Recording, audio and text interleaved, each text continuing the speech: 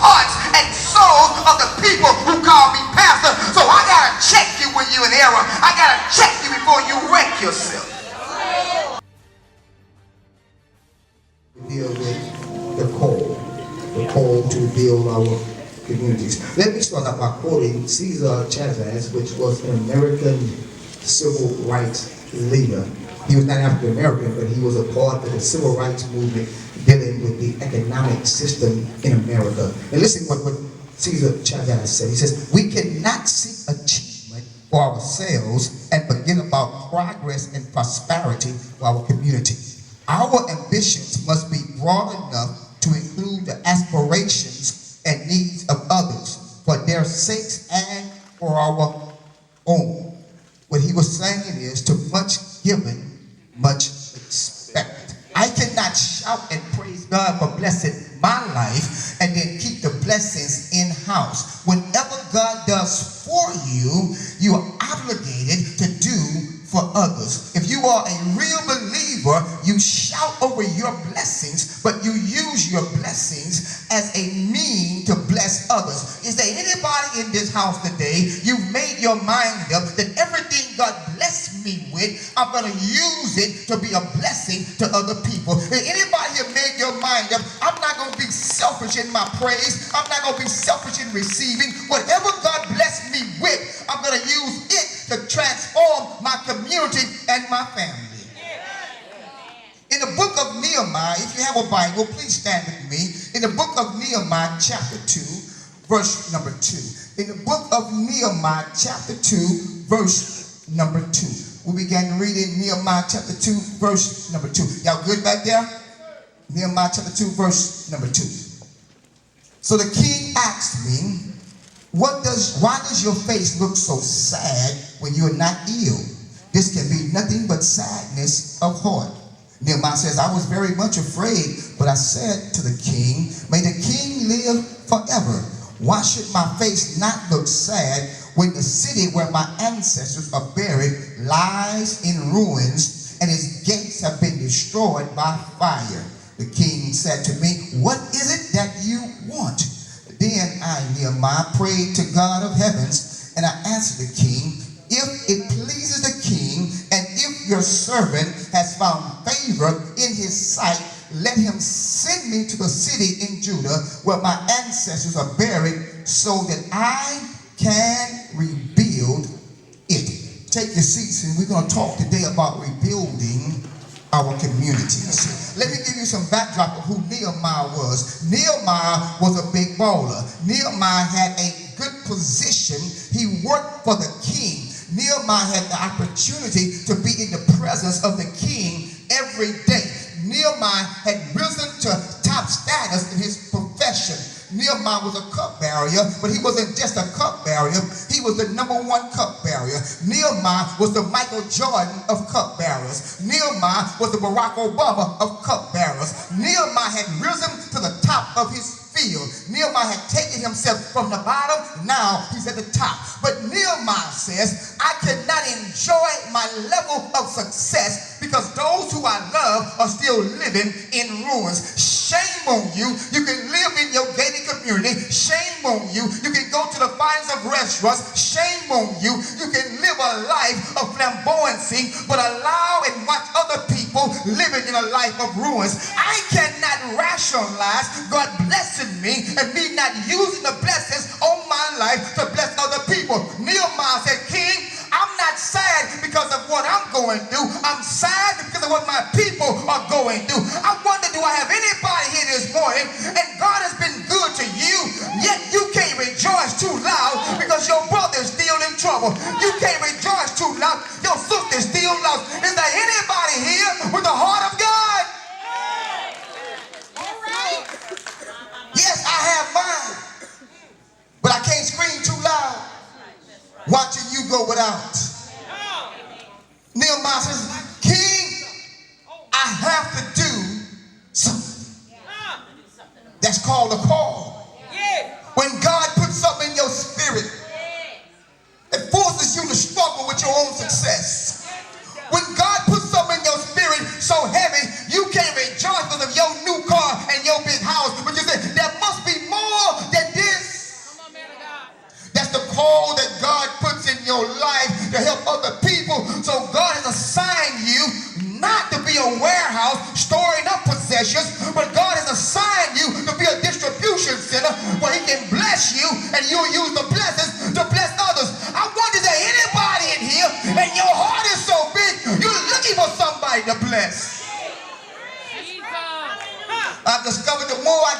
more God gives. And my grandmother told me a long time ago, baby, you can't be God giving. So I keep on giving because I trust God to keep on giving. So Nehemiah says that I cannot be satisfied till I use what I have to bless somebody else. Nehemiah had a position where people would bring him money. The taxes would go to Nehemiah through Nehemiah's hand, and Nehemiah told all the politicians, this season we're not going to rob the people of high taxes. Nehemiah said, for a matter of fact, this season we're going to return all the taxes. We're not going to overtax the people and overburden the people. This season we're going to bless the people and rebuild the people and restore the people. And it's time out for men and women in leadership overburdening the people. It's time we raised up the people. This generation don't need you standing over them. This generation needs you walking with them. Let them know not what you know, but that you love them. Nehemiah said, I'm going to use all I have, King, to make a difference. Yes, Lord.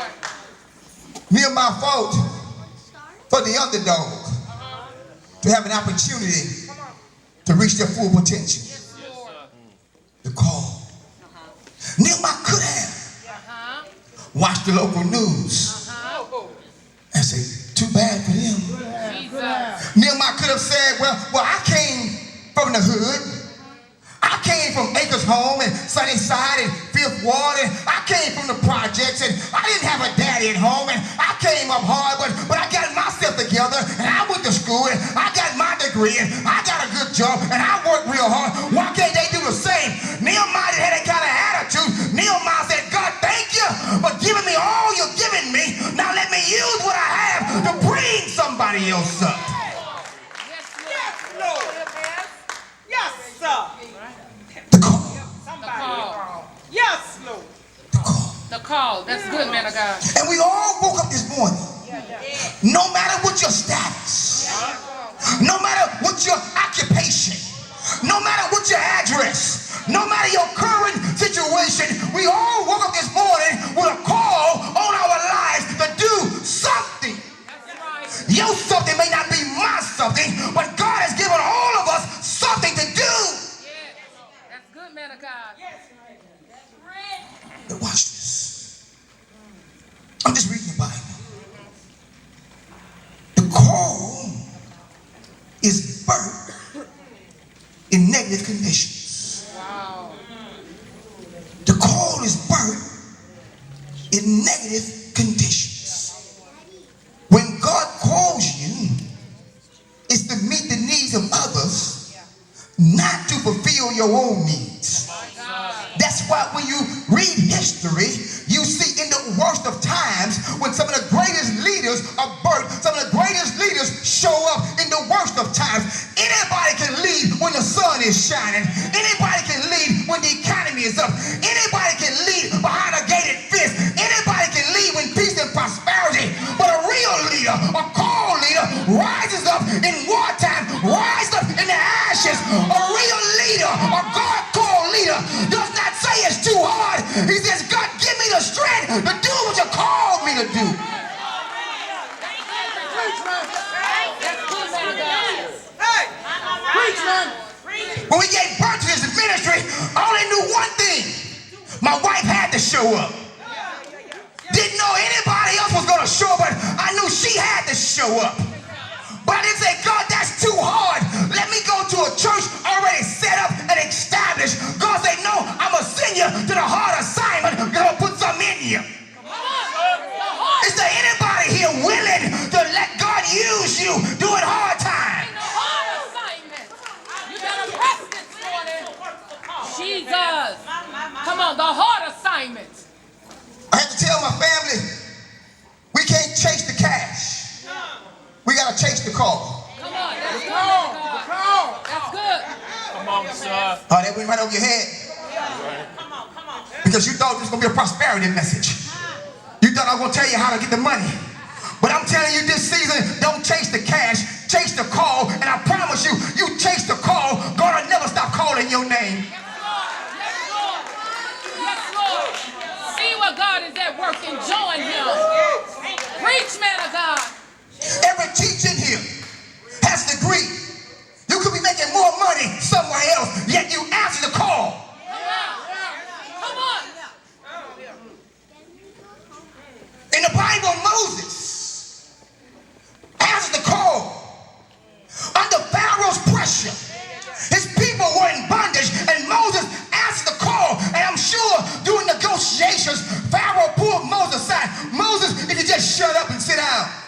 I'll take care of you. Don't be a sellout in leadership. If God has called you to raise up people, don't get in position and sell the people out. Moses could have sold out the Pharaoh, yet Moses, Pharaoh, let my people go. Jesus. Don't be a sellout. My God, you better press this morning. I'm blessed now to be able to operate behind the scenes in the political arena. And when they start negotiating, I say, I got to leave the room because I can't be bought. And they say, well, you haven't grown enough to understand what goes on. I say, no, I'll never understand because I'll never be sold out. Try it now. Dr. King, I'm already trying. Dr. King was called to lead his people during an unjust time. And I was watching a documentary, and the powers to be pulled Dr. King into a room in the White House.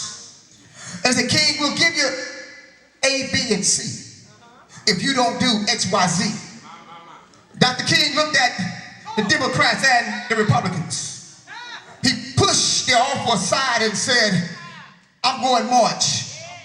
You can march with me or march against me, but I'm going march.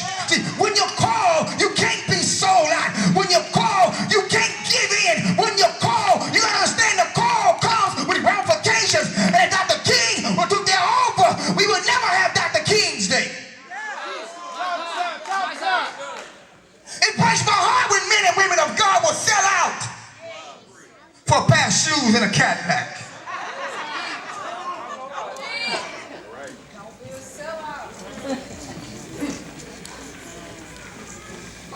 I can imagine our own Dr. Watson never knew all the trouble he would face when he answered the call. My God, my God.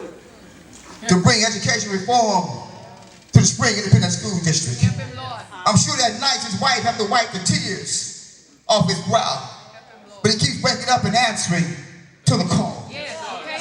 Is there anybody here that understands that sometimes the call will have you limping, sometimes the call will have you struggling, sometimes the call will make you cry, but you gotta keep answering the call.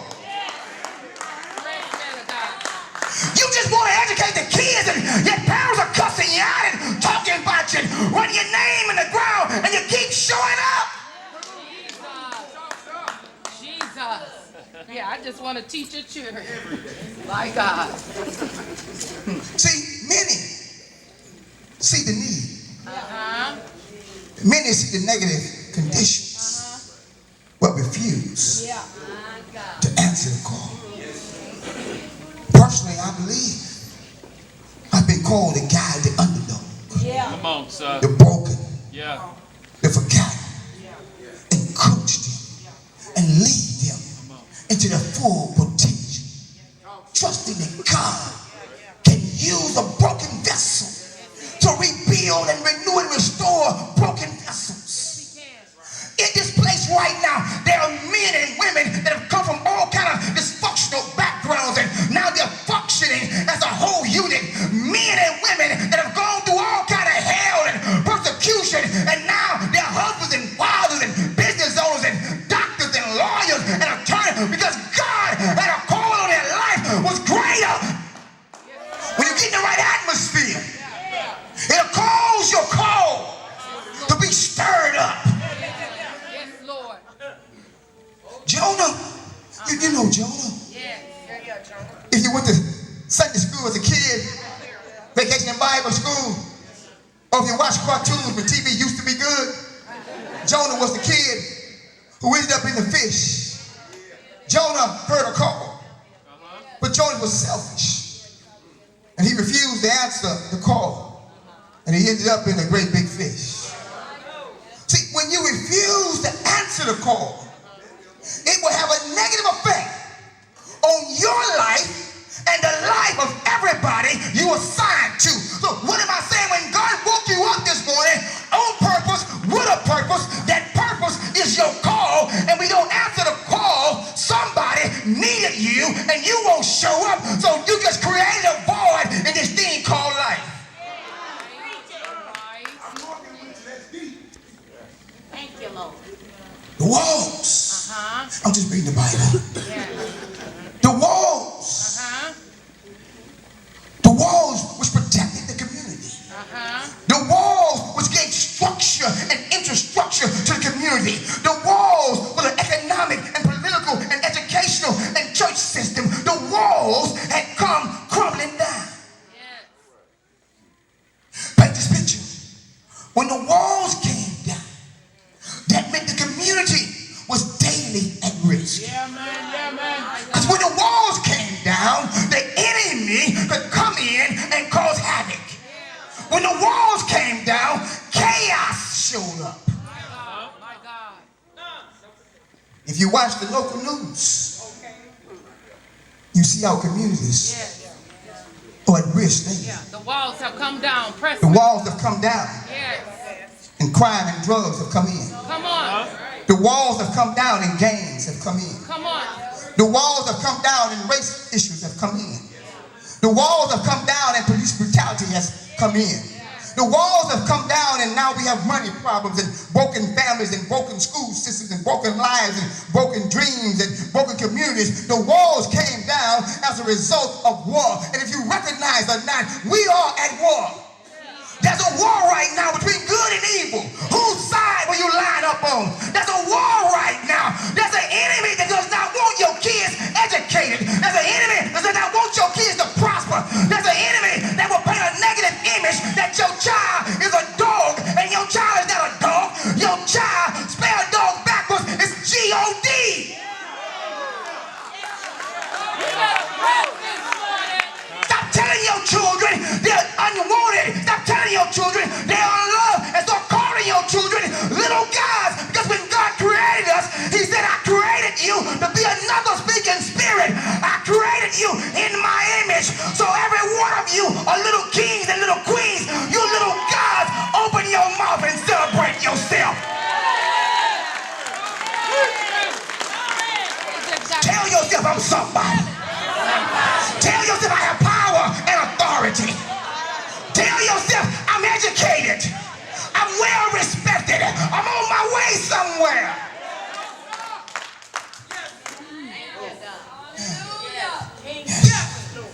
The walls have come down because fathers start answering the call. Won't get many amens right here. When a man refuses to handle his responsibility and obligation as protector, provider, teacher, coach, mentor of his family, the walls come down and the enemy comes in. You know the Bible. When Adam had his back turned, the devil came in and had a conversation with Eve. And when fathers don't show up, the devil comes in and have conversations with your children and your spouses. That's why they're acting the way they're acting. Because you allow a devil to come in and distort their thinking. They think they're gangsters now. They think they're drug dealers now. Because you let the walls come down. Because you've been absent too long. You try to get spinning rims instead of educating your children. Don't be so concerned, mother, about how tight your weave is and your children's education and structure is untight.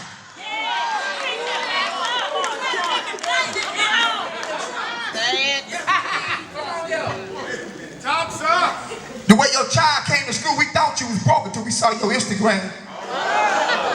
Preach, man!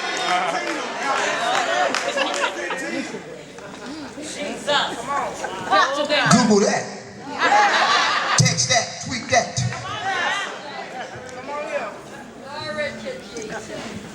Churches need to answer the call. Let me say it again. Churches need to answer the call.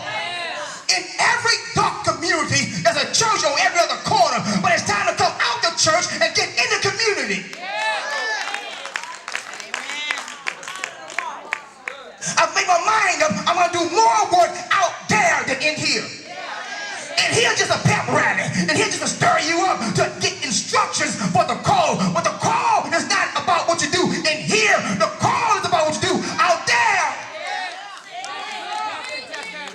why we feed people and clothe people and bless people, because the call is. Out there.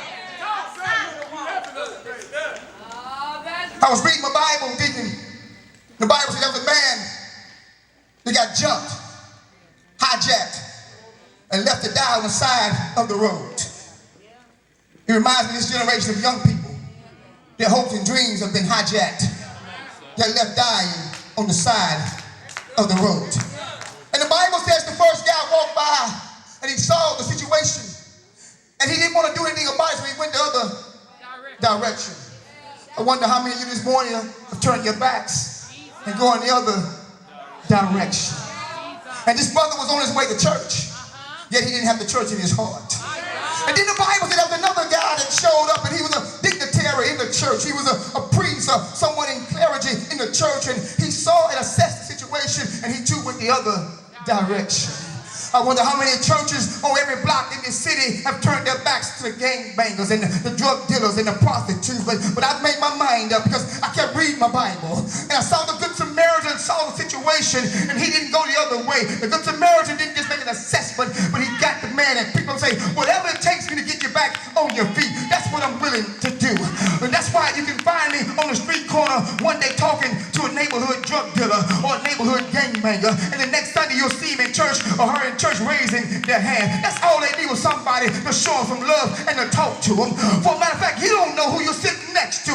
You might be sitting next to Pookie, and last year Pookie was jacking folks, and this year Pookie got a suit and tie on. See, it's amazing what can happen when love shows up. Dr. King said, love is the most powerful force. Love can turn your enemy into your friend. I wish I had somebody in here that would love on the community, that would love on the black boys and black girls, and the brown boys and brown girls, and the white boys and white girls. I wish I had somebody that would not be so selfish, but make your mind up. I'm gonna love my neighbor. Aaron Gruwell says it like this. He says, I realize if I can change a classroom, I can change a community. He said, if I change enough communities, I can change the world. You didn't get that right there. If I can change one classroom, every teacher here, raise your hand, please. Just wave your hands at me, teachers, educators. Every time you change a classroom, you change a community. And every time you change a community, you have a chance to change the world. So I'm telling you right now, even though Lil Ray Ray and Keisha them may give you all kind of hell and having headaches at night, but understand something. God has given you a call. You are not just a teacher, you are a world changer. But every time you change a classroom, you change the community. And every time you change a community, you're changing a world. You are a teacher, world changer extraordinaire.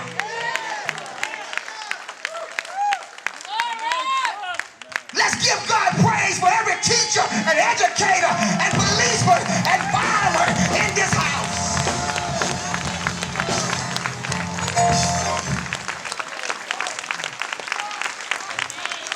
Oh, I pray I'm not boring you.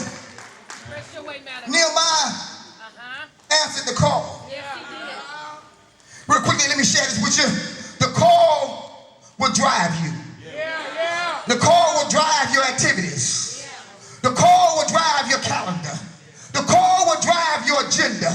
The call will drive what you say yes to and what you say no to. Because of the call on my life, I can't say yes to everything. Because of the call on my life, I got to check my agenda and my calendar before I participate. Because it's not lined up with the call. I don't have time this season. God, wasting your time, operating your call. In other words, my family went bowling one day, and on the bowling alley, you roll a ball down your lane. And if I roll a ball down somebody else's lane, even if I get a strike, it don't count on. You spend too much time in somebody else's call. But when I'm in my lane, in my call, it all goes on my scorecard. See, the reason you start hating on other folks because you operate in somebody else's call. And you start getting mad at God because somebody else is getting blessed faster than you are. It looks like somebody's been promoted over you. Just operate in your call and watch God show up and show out.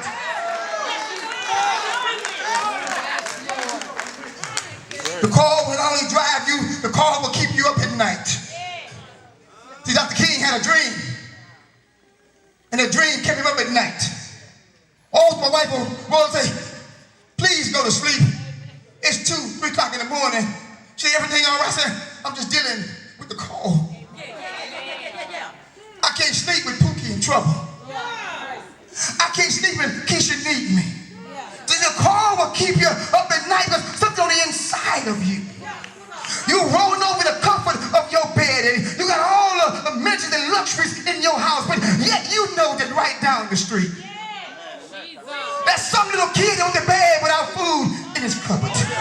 For a matter of fact, let me drop this on you. Not only are we doing that for you, but the second Saturday of July, there'll be an 18-wheeler outside of this school because I know kids in the summertime, sometimes the grocery bill get too high. Mama don't have enough bread, so we're going to fill an 18-wheeler of groceries the second Saturday of July. It'll be out there for free. You get the announcement the second Saturday, we're going to feed the community.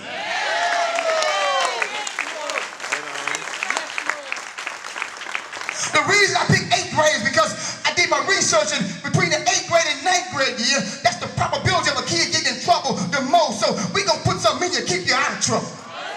The call will keep you up at night. Not only will the call keep you up at night, but watch this. The call will push the best out of you. You won't know how strong you are till you answer the call. You won't know how much wisdom you have till you answer the call. You're much smarter than you thought you were. You're stronger than you thought you were. You're wiser than you thought you were. And when you answer the call, God pushes the best out of you. Yes, Lord. At times you open your mouth and say something, and you wonder where that come from. That's the call pushing the best out of you. Come on, sir. Yes, Lord. But watch this. You won't shout on this one. The call will also bring challenges and critics. Sideline quarterbacks. People who not doing anything. Not even raising your own children tell you how to raise your children.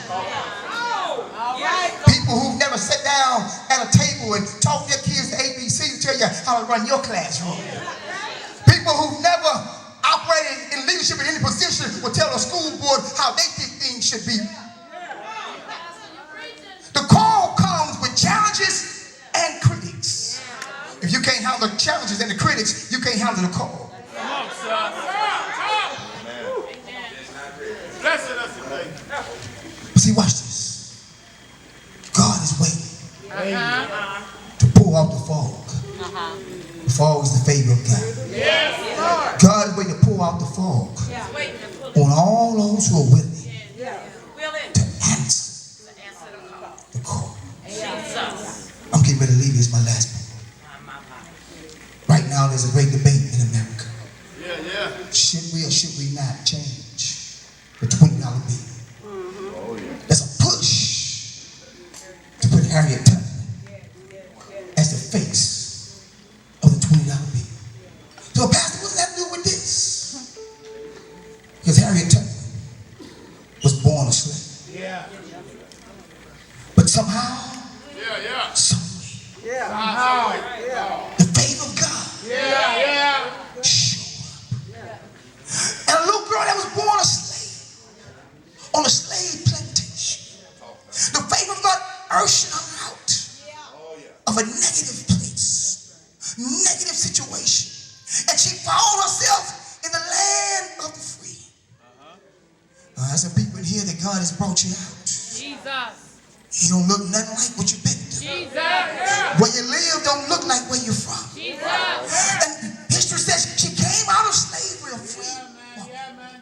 She could have celebrated and danced and rejoiced. Yet the cold inside Come on. woke her up one night and said, you gotta go back. Because there's still some people My God. of your color and hue Come on. that's still in bondage. My God. You gotta go back. Yes. And I'm sure she rolled over and said, please, let me do something else. Jesus. But the call had to go back 13 times My God. to a place she escaped from. My God. Come on, man. And she built an underground railroad, which created a passage for other slaves to be set free. See, when you answer the call, you become a freedom fighter. When you answer the call as a teacher, when you answer the call as a father, when you answer the call as a mother, when you answer the call as a fireman, when you answer the call as a policeman, when you answer the call as an educator, when you answer the call of a man or woman of God, you create an underground ring. There's a community waiting for you to make a way. You're going to jump aboard and get to a better place.